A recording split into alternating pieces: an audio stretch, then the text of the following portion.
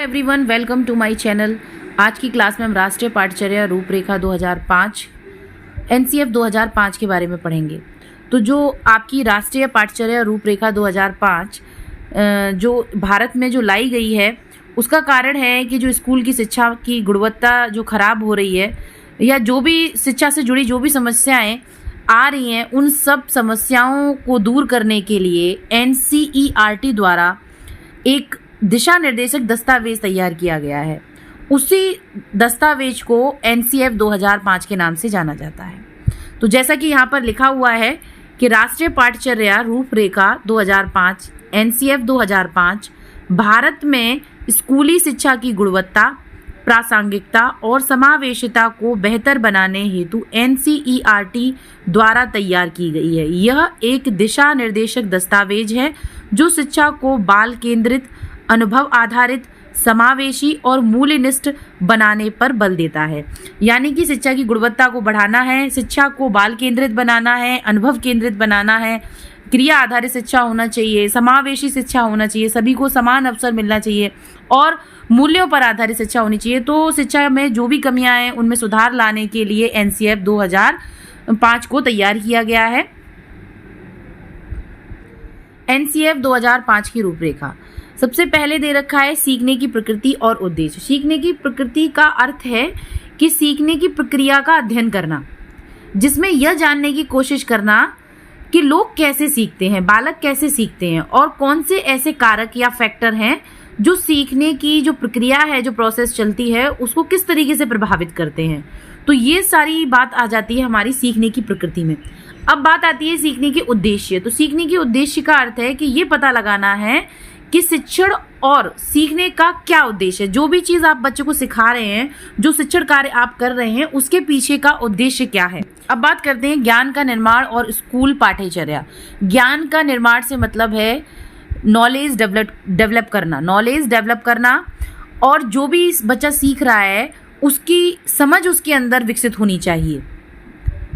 और स्कूल की पाठ्यचर्या, तो स्कूल की पाठ्यचर्या जो भी बच्चे को पाठ्यक्रम, जो सिलेबस उसको सिखाया जा रहा है, इस पर भी एनसीएफ 2005 में बात की गई है।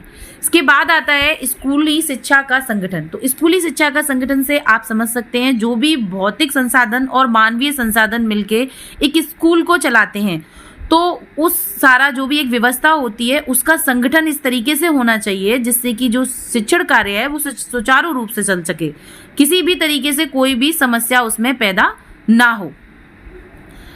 चौथा पॉइंट है स्कूल और मूल्यांकन प्रणाली। यहाँ पर बात की गई है, स्कूल के ऊपर भी बात की गई है और उसके साथ साथ जो स्कूल में जो मूल्यांकन प्रणाली चलती है उसके विषय में बताया गया है कि जो मूल्यांकन की जो प्रक्रिया है वो कैसी होनी चाहिए, किस तरीके से मूल्यांकन करना है बच्चे का। विशेष लास्ट है विशेष विषय क्षेत्रों की शिक्षण दृष्टिकोण, विशेष विषय क्षेत्रों का शिक्षण दृष्टिकोण। तो विशेष विषय क्षेत्रों का शिक्षण दृष्टिकोण से तात्पर्य है जो बच्चे एक तरीके से ऐसे छात्र, ऐसे बच्चों के लिए डिजाइन किया गया है जिनके सीखने की या समझने में कठिनाई हो, तो उनके लिए यहाँ पर बात की गई है। जिन बच्चों में सीखने या समझने में थोड़ी कठिनाई या समस्या आती है, तो उस विषय में भी एनसीएफ 2005 में बात की गई है। इसके बाद आते हैं एनसीएफ 2005 के मूलभूत सिद्धांत। तो सबसे पहला सिद्धांत है इसका, बाल केंद्रित शिक्षा होनी चाहिए। बच्चा सीखने की प्रक्रिया का सक्रिय भागीदार है। यहाँ पर माना है कि बच्चा ही है मेन जो उस प्रक्रिया को सीखेगा। तो जो भी शिक्षा हो, जैसी भी हो, वो बाल केंद्रित होनी चाहिए। दूसरा पॉइंट है ज्ञान का निर्माण। जो भी चीज़, विषय वस्तु जो भी बच्चे को सिखानी है तो उसके अंदर समझ विकसित होनी चाहिए। ज्ञान तैयार वस्तु नहीं, अनुभव से निर्मित होता है। तो ज्ञान ऐसा नहीं है कि किसी भी किताब कॉपी में लिखा पढ़ा हमने पढ़ा दिया और बच्चा सीख गया। नहीं, जब तक वो अनुभव करके उसको नहीं समझेगा तब तक उसमें ज्ञान का निर्माण नहीं होगा। उसके बाद आता है मातृभाषा का उपयोग। तो प्रारंभिक शिक्षा मातृभाषा में होनी चाहिए। तो ये बात भी कही गई है इसमें कि जो शुरुआती जो शिक्षा हो वो मातृभाषा में हो। अगला पॉइंट है सीखना आनंददायक हो, यानी कि जो भी हमें सिखाना है, जो भी विषय वस्तु बच्चे को सिखानी है, वो ऐसी नहीं हो कि बच्चा उसमें बोर हो जाए, उसमें रुचि नहीं ले। अगर वो उसमें इंटरेस्ट नहीं लेगा तो वो उसको नहीं सीखेगा, उसको शिक्षा एक बोझ की तरह लगने लगेगी। तो यही बात इसमें की गई है कि शिक्षा को बोझ नहीं, रचनात्मक अनुभव बनाना है। उसके बाद है समानता और समावेशिता, सभी को समान अवसर और सुविधाएं। तो किसी भी बच्चे के साथ, चाहे उसके साथ कोई भी समस्या हो, भेदभाव नहीं करना है। सबको शिक्षा के समान अवसर मिलने चाहिए, समान सुविधाएं मिलनी चाहिए। उसके बाद है अनुभव आधारित शिक्षण। जो अनुभव आधारित शिक्षण से तात्पर्य है कि उसमें प्रोजेक्ट वर्क हो, गतिविधियां हो और व्यवहारिक ज्ञान हो, ना कि सिर्फ किताब कॉपियों तक सीमित हो। तो बच्चों का ज्ञान ऐसा होना चाहिए जो वो व्यवहार करके सीखें, इसलिए यहाँ पर अनुभव आधारित शिक्षण पर भी जोर दिया गया है। नेक्स्ट है मूल्यांकन में सुधार। तो जो अभी तक मूल्यांकन की प्रक्रिया पुराने टाइम से चलती आ रही है, वो मूल्यांकन में सुधार होना चाहिए। मूल्यांकन होना चाहिए सतत और व्यापक, यानी लगातार चलने वाला मूल्यांकन होना चाहिए।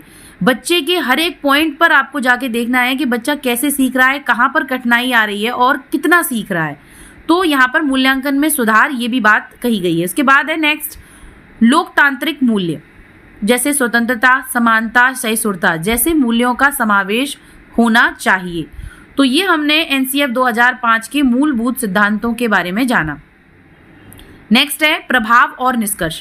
तो एनसीएफ 2005 के आने से क्या ऐसे प्रभाव पड़े शिक्षा पर? तो बहुत सारे ऐसे इफेक्ट पड़े। शिक्षा का एक आधुनिक मॉडल बनकर तैयार हो गया और शिक्षा में जो पुस्तकें, जो एनसीएफ 2005 के आधार पर एनसीईआरटी ने नई नई किताबों का प्रकाशन किया। तो ऐसे बहुत सारे प्रभाव थे जो शिक्षा प्रणाली में देखने को मिलते हैं। यह केवल पाठ्यचर्या नहीं बल्कि एक शैक्षिक दर्शन है।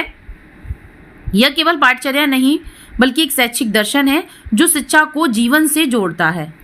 यह शिक्षा को सोच, अनुभव, रचनात्मक और नैतिकता से जोड़ता है।